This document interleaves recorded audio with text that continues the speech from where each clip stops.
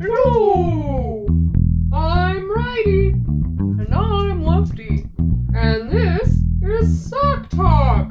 Sock Talk! Today we are going to be talking about postmodernism in its relation to sculpture and society as a whole. What's postmodernism, Righty? Wow, I'm glad you asked, Lefty. Postmodernism is the reaction against modernism. Modernism was based on the idea of a utopian life, and the artists believed that by only focusing on the forms that they could achieve purity based on universal truths. Postmodernism, however, rejected the idea that there were any universal truths, and wanted to focus mainly on the idea that an individual truth could be more pertinent and have more power in a piece. A lot of people say that postmodernism is less of a movement and more of a cultural approach to society as a whole. The whole movement is very anti-authoritarianism, and artists try to collapse the idea of fine art by not defining what art should be, and also collapsing distinctions between high culture and everyday life. Okay, I think I get it. It would be like instead of presenting a formal lecture for a college-level class, choosing to do a sock puppet show. Wait, so what started the postmodernist movement? There's a lot of things that triggered the postmodernist movement. One of the biggest influences was the massive economic crash in the early 1970s, springing forth late-stage capitalism. Artists used the movement to revolt against capitalism.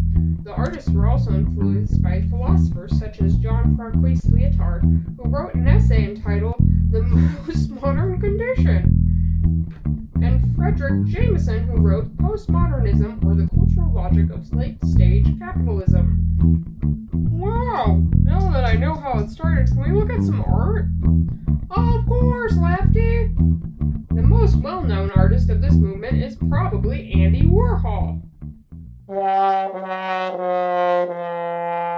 Let's move on. Jeff Koons is an artist that works with subverting the expectations of what qualifies as high art, as well as works into pop culture. He often works with everyday objects, making them larger than life, or transforming them in a way that makes them into art pieces. He also reacts to current political events and ideas. After Frederick Jameson wrote an essay in 1984 on how the art world has become a world of commerce, Koons responded by creating the poster Made in Heaven for his upcoming art shows, which depicts him having sex with his wife at the time, Iona Staller, who also happened to be a politician and a porn star. Jeff Koons does a lot of work with sculpture. His early work used inflatable objects and mirrors. What do you think of this one, Lefty? I think it's interesting how he took the idea of a traditional sculpture and subverted it using color and a sphere. I think the placement is very nice and that it directly opposes the idea of classical art while still admiring it. Wow, that's a great observation. Another influential artist is Ricky Swallow. Ricky Swallow is an Australian sculptor who enjoys working with the ideas of transition. What do you mean by that? Well, to put it in his own words, he says his work has essentially been about transition, passing a subject through various processes on its way to a fixed or permanent state.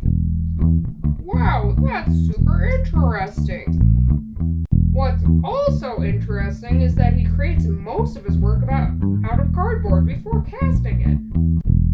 What an interesting and postmodern technique. The last sculpture we're going to talk about is Sigmar Polke. He was born in Germany and began to gain recognition in the early 80s. He worked in sculpture, photography, installation, and painting. That's a lot of stuff.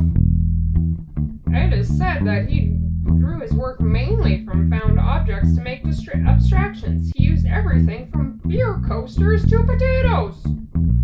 He was heavily inspired by Leonardo da Vinci and wanted to work in a way around him, or as he says it, the possibility of using Leonardo's knowledge to place conscious or unconscious emphasis on a period of time in such a way to form it into a non-material work of art. He was born in 1941 Germany, and many people say that his work reflects heavily on post-war Germany, and that the bleakness of his life at the time. Wow, all these artists are so different. Jeff Koons is very interested in distorting the concept of what isn't high art through making things either larger or a more durable material, while Ricky Swallow is more interested with changing the object itself through a transformative process, working with material rather than working with the idea. And Sigmar Polk, while he changed found objects in his pieces, he used them to create abstraction, focusing on creating ideas through the found objects rather than focusing on the objects themselves.